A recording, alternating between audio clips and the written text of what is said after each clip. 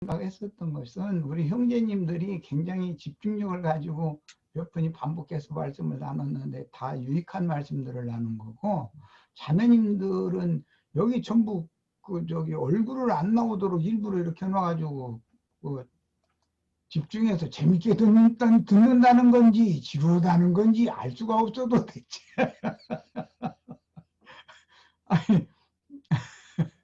되도록이면 다 얼굴 나오게 해놓으세요. 그래야 뭐 이 집회를 더 해도 된다는 뜻인지 그만하라는 뜻인지 그래야 판단을 하지.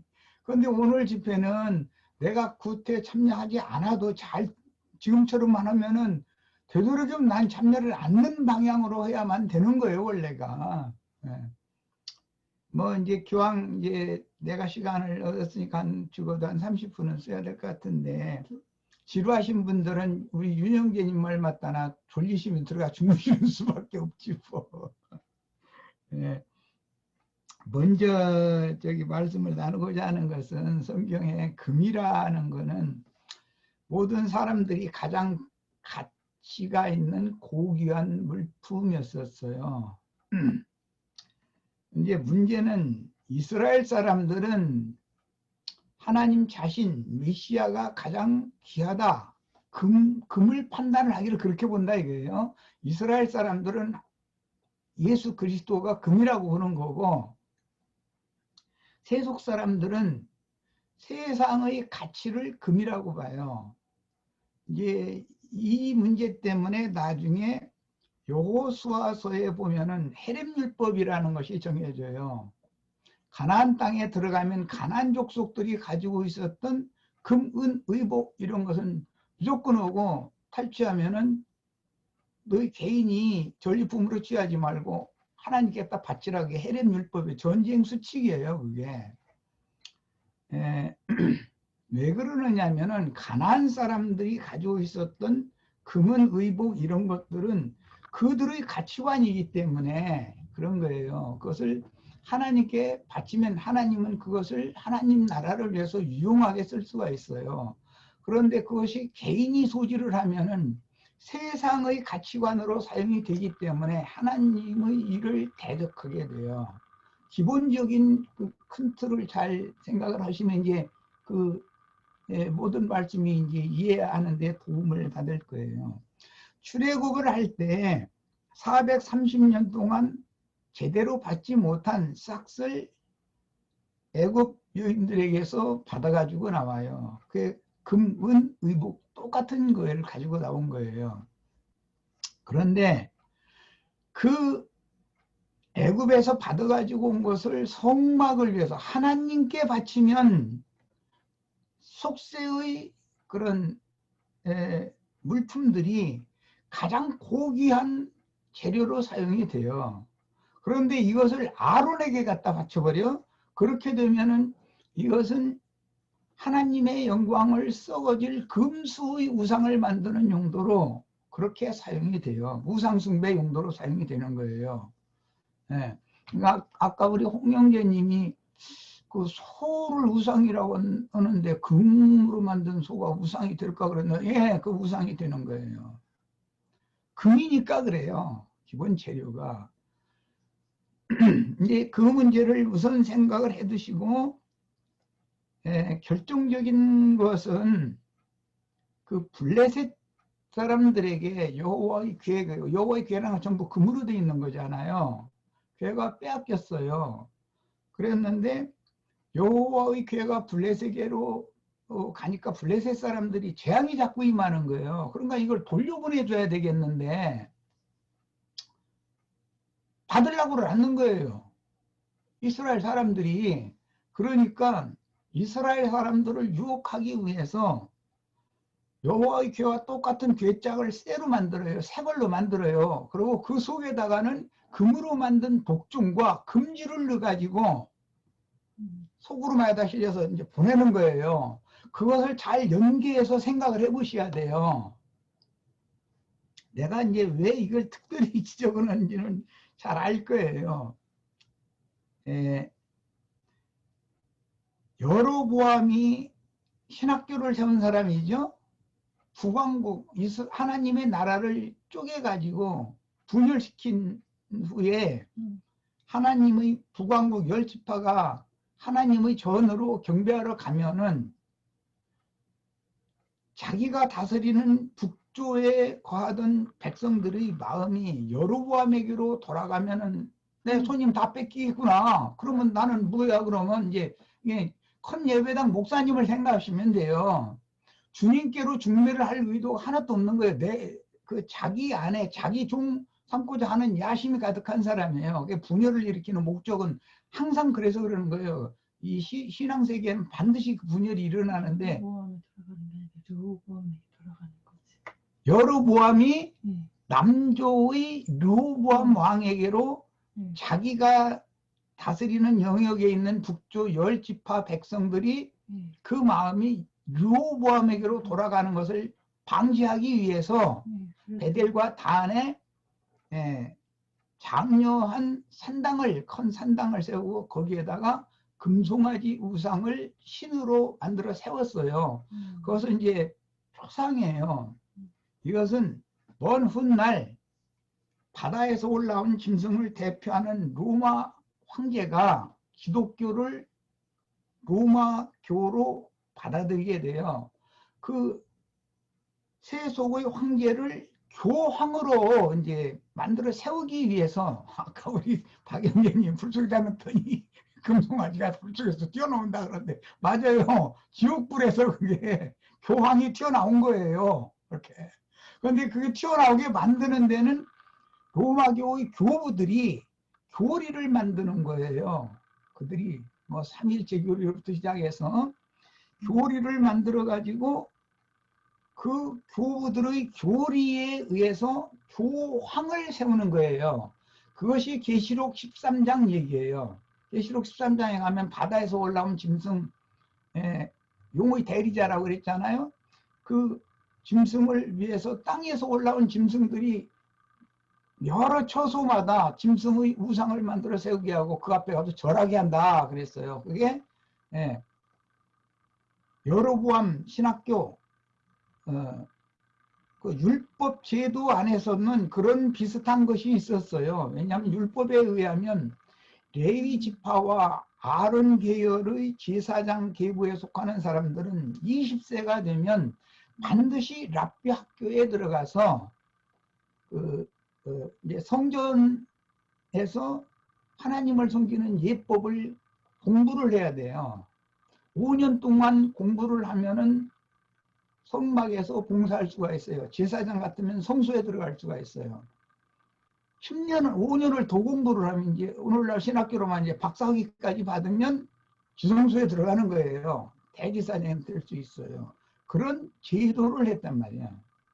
그것이 비슷하게, 그건 이제 하나님이 정한 이제 레위인들을 위해서 정한 법도였는데, 그것은 실제로는 하나님이 레위인들만을 제사장으로 쓰는 것이 하나님의 뜻이 아니었다는 것을 근거를 잘 이해를 하고 있어야 돼요.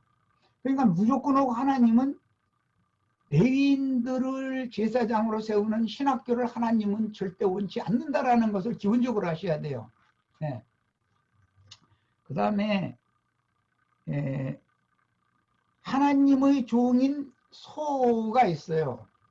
소라는 것은 일꾼, 종을 이제 상징하는 말인데, 히브리어의 첫 번째 글자는 다 알죠? 뭔 자죠? 알레프라고 하는 용어가 첫 글자예요. 그 알레프라는 용어는 황소라는 뜻이에요. 소라는 뜻이에요. 그러니까 하나님의 말씀을 맡은 사람들은 무조건 하고 조물주의 족이 되는 거예요. 노예가 되는 거예요. 소가 되는 거예요. 그게 첫 번째 히브리인들의 기본 사상이에요.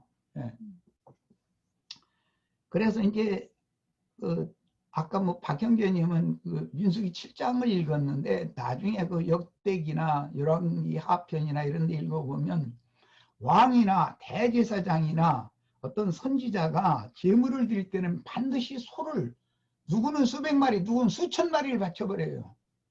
왜냐하면 이스라엘의 그 절기 때는, 특히 삼절기 때는 이스라엘의 모든 백성이 성전으로 다 모여가지고 7일 동안을 다 먹여야 돼요. 다 먹여야 되거든요. 그러니까 그 재물이 어마어마하게 많이 소요되는 거예요. 다 먹여야 되니까, 그 백성을 다 먹여야 되니까. 그런데 왕은 째째하게 뭐 염소 새끼나 뭐 양 새끼나 이런 거 내놓으면 안 되는 거예요. 왕이나 대제사장이나 이름 있는 선지자는 가장 큰 재물인 소를 갖다 내놔야 돼요. 예. 그것이 이스라엘의 관습이었어요. 그럼 왕이나 제사장이나 선지자라는 사람들은 하나님의 종들을 대표하는 자들이란 말이에요. 그러니까 이제 소와 왕, 제사장, 선지자는 필연적으로 관계가 있다 하는 것을 알 수가 있어요. 그 다음에 짐승 중에는 육축이 있고 들짐승이 있어요. 똑같은 짐승이라도 육축 중에서 으뜸은 소예요. 들짐승 중에서 으뜸은 사자지요. 그러니까 소, 사자 얘기가 성경에는 많이 나와요. 짐승 얘기를 대비를 해서 말하느라고 일부러 그러는 거예요. 그런데 뭐 유다를 사자라고 그러고 요셉을 사자라고 그러고 막 이런 식으로 하니까 요셉이나 유다가 사자는 아니잖아요. 그런데 그들은 짐승의 마음을 같이 타락한 인간들을 억구하고 제어할 왕권, 능력을 부여받은 사람들이다라는 것을 상징적으로 하는 말이에요, 그게. 그런데 충성된 종에 대해서 상징할 때는 항상 송아지나 소라는 용어를 의인화법이라고 그러는데 그걸 대시키는 거예요. 들짐승과 같은 짐승의 마음을 가진 자들은 그 사자가 억구하고 제어할 수가 있어요. 그 다음에 충성된 하나님의 종들은 다 소로 비유가 돼요. 이렇게 소와 사자, 이것은 육축과 들짐승을 대표하는 것이라는 것을 이해를 하셔야 되겠어요. 육축은 정한 짐승이기 때문에 희생물로 드려져요. 들짐승은 희생물로 쓸 수가 없어요. 그 들짐승 중에서 가장 간귀한 것은 뱀이라고 그랬어요. 그 뱀은 땅의 짐승이다 이게. 땅을 배로 기어다니다 땅의 짐승을 대표하는 게 뱀이단 말이에요. 계시록 13장에는 바다에서 올라오는 짐승 얘기도 나오지만 땅에서 올라온 짐승 얘기가 나와요. 이제 이거는 이제 다음 금요일 날 우리 유영재님 이제 하루를 더 해야 돼요. 이건 워낙에 할 얘기들이 많고 폭이 넓은 얘기이기 때문에 뭐 땅의 짐승으로서 뭐 사람들을 죽였다라든지 뭐 땅에서 올라온 짐승을 경배하면은 그 영원히 쉼이 없는 불못에 들어간다라든지 뭐 이런 이 계시록 말씀까지 연결을 다 해야 되거든요. 창세기 1장 시작에서는 바다에는 큰 물고기, 그 바다 짐승도 나게 하셨다고 그랬고 그 다음에는 땅에 그 육축과 또 들짐승들이 나게 하시고 이런 얘기 창세기에서부터 성경 전권에 계속 흘러가서 계시록의 결론이 나오는 거기 때문에 오늘 이걸 다 할 수는 없어요. 내가 생각하기에는. 그래서 아예 오늘 나는 그냥 쉬고 이대로도 충분하겠다 싶어서 우리 다음에 하루 더 하자 이렇게 이제 제안을 했던 건데 오늘은 우선은 간략간략하게 해서 운을 떼드려야만 다음 금요일 날을 위해서 지체들이 감을 잡고 성경을 찾을 것 같아서 이거 말씀을 몇 가지 드리는 거예요. 신약 성경에 보면 디도서나 베드로후서나 유다서나 계시록 이런 데 보면 어떤 사람 보고 짐승이라는 말을 계속하고 있어요. 오늘 윤영재님은 이제 중심을 이제 거기에 맞췄는데 왜 소를 사람이라고 그러느냐? 그런데 그래요. 디도서 1장 12절에 보면 글에 대해서 말씀 가르친다고 하는 어떤 사람들은 다 짐승들이다. 베드로후서에서도 보면 이런 사람들은 이게 다 짐승들이다. 뭐 또 유다서에서도 1장 10절에 보면 다 이런 몰지각한 목자들 이거 다 짐승들이다 이렇게 해놨어요. 그럼 목자들이 짐승들이 결론적으로 보면은 이제 성경 이야기예요. 이거는 그 전부 다 사람들이잖아요. 예. 그러니까 뭐 그 다음에 짐승의 보좌에 하나님이 불대접을 쏟아부으니까 사람들이 아프고 종기가 나가지고 하늘의 하나님을 해방하고 대적하는 자들도 생기고, 예. 그 짐승의 보좌에 하나님이 불대접을 쏟아붓는 얘기가 나오면 바다에서 올라온 짐승의 보좌는 세상 정권일 것이고, 이제 이번에 불대접 맞은 건 이제 쉽게 말해 미국 트럼프 대통령 그 보좌가 불대접 불벼락 맞은 거잖아요. 그럼 얼마나 아프겠어. 그러니까 하늘을 하나님을 향해서 원망하고 불평을 하고 종기가 사방이 났다고 그랬는데, 종기가 났다는 말은 독종이라는 이 말은 문둥병이라는 말인 거예요. 같은 용어예요, 그게. 예. 대적한다 이거예요. 하나님께 순복하려고 않는다 이거예요. 우리나라 요즘에 보면 뭐 어떤 기관장이 영 순복을 안 통한 보니까 내가 보니까 막 종기가 막 발해가지고 지금 막 난리 아니야. 하늘의 하나님 이렇게 어떤 행정을 이렇게 해가시는 하나님 앞에 난 절대 순종이 안 된다 이거거든. 그리고 막 덤비는 거예요. 이것은 늘상 있는 일이에요. 그렇게 덤비면 결과적으로는 할 수 없이 더 큰 심판의 불대접을 쏟아부을 수밖에 없는 거예요. 그렇게 하는 거예요. 이게 불대접 심판을 사는 거지 뭐. 트럼프인가 그 사람 어느 손에서 멈춰야지 계속 내달리다가는 분명히 감옥에 가서 내년에 감옥에 앉았다고 뉴스 나올 수도 있어요. 모르는 거예요 이거는. 하나님은 어마어마한 권위를 가진 분이기 때문에 이 하나님 앞에 함부로 항거하고 이런 식으로 함부로 인생을 살면 안 되는 거죠. 근데 뭐 우리니까 이런 얘기를 알아듣고 그러지 그 사람들 성경 백날 읽어도 이게 뭔 소리인지 모를 가능성도 없어요 사실은. 야 어쨌든 성경은 사람 보고 짐승이라고 그런다. 그런데 특히 올지각한 목자들 보고 짐승이라고 그랬어요. 그 유다서에 나오는 말이에요. 그 다음에 그 짐승의 표를 받은 사람, 짐승 인간들을 666이라고 하는 암호수를 사용을 했는데 이것은 대표적으로 이제 찾아보기는 형제님들이 찾아보시기를 바래요. 솔로몬이 이스라엘 전체에게 세금을 부과시켰는데 이스라엘 전체가 세금을 낸 그 총 액수가 얼마냐면 666 금달란트예요. 금달란트가 666 달란트예요. 그것은 사람의 영광, 짐승나라의 영광을 위하는 거예요. 그래서 솔로몬이 그걸 가지고 금방패니, 금칼이니 뭐 이런 걸 잔뜩 만들어 가지고 성전에다가 다 비치를 했어요.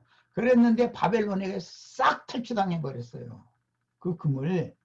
야, 이런 것을 잘 생각을 해 보셔야 돼. 성경이 말하는 그 의도를 666 그 아무수에 대해서는 6이라는 수는 무조건 땅의 수이고 짐승 수이고 짐승인간 수예요. 그게 여섯째 날 뭐 전부 6이라는 수가 나오면 전부 거기에 해당이 되는 수예요.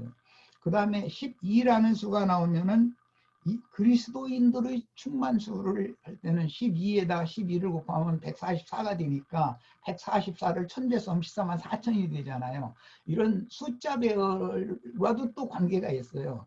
뭐 이것을 오늘 뭐 잠깐 얘기 다 나눌 수가 없어서 이 정도 하고 이미 벌써 이제 10시가 넘었으니까 오늘은 이제 이 정도에서 마치겠습니다. 마치고 다음 금요일 날 이 주제를 가지고 더 나누는 거예요.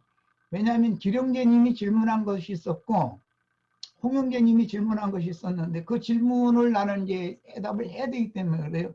이것은 한 5분만 더 할까요? 해서 이 질문을 해소하는 것이 좋을 것 같다 싶으니까 요단 앞까지 이스라엘을 인도한 것은 모세의 사역으로부터 침례 사역자 요한까지의 사역이에요.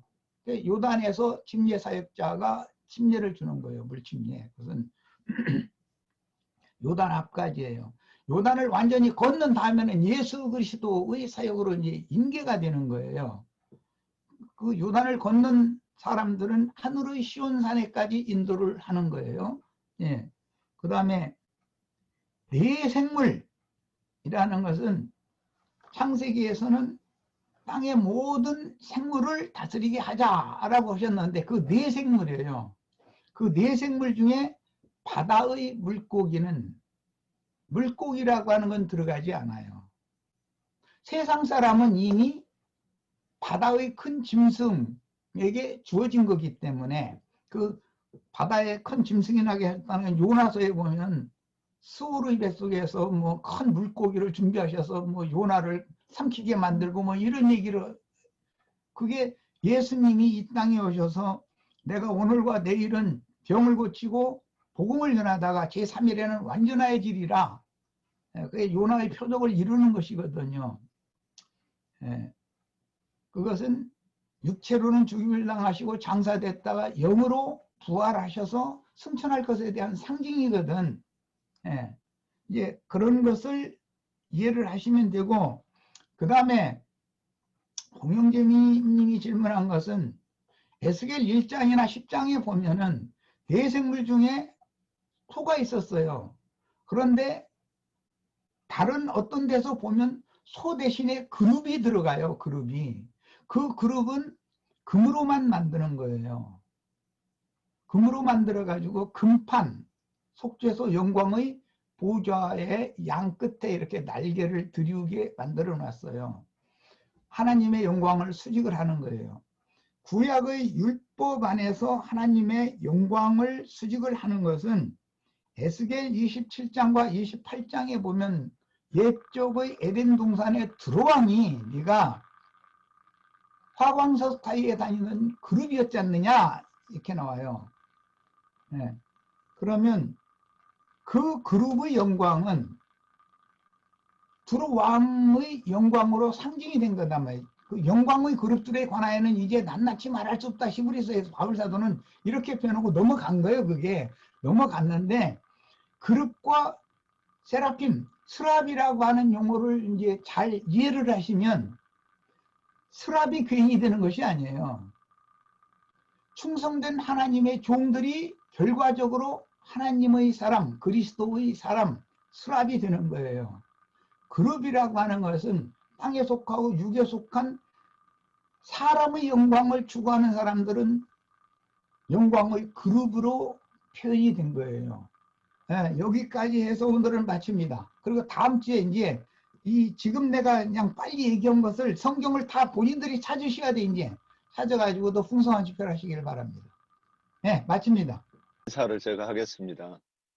그 다음에 이렇게 오늘 이제 보니까 우리가 시간이 가면 갈수록 열의가 좀 떨어지신 것 같아. 그래가지고 딱 보니까 성경을 조사를 안 하고 오시는 것만요, 다들. 그래서 여기서 그냥 이렇게 보면서 여기서 들으면서 이렇게 얘기가 진행이 되려고 하면 좀 시간에 대해서 예의가 좀 떨어지신 거 아닌가. 네. 저한테는 뭐 저는 저한테 예의 차리라 뭐 저도 누구한테 예의는 안 차리는데 이 시간에 대해서 조금 예의들 좀 차려주시고 이렇게 준비하셔서 좀 우리 형제들이 시간 내 가지고 모이는데 좀 그렇잖아요. 여기 와가지고 정리해가면서 이렇게 얘기하고 그러다가 보니까 정리가 안 된 말들을 많이 하면서 시간을 많이 쓰고 그런 것들은 좀 지양이 돼야 될 것 같습니다. 더 말하면 그것도 참 그런 거니까 우리 수준 높으니까 오늘 수준 낮게 제가 얘기한 거 양해하시고 다음에는 좀 더 손에 꼭 들고 오시기를 여기까지입니다.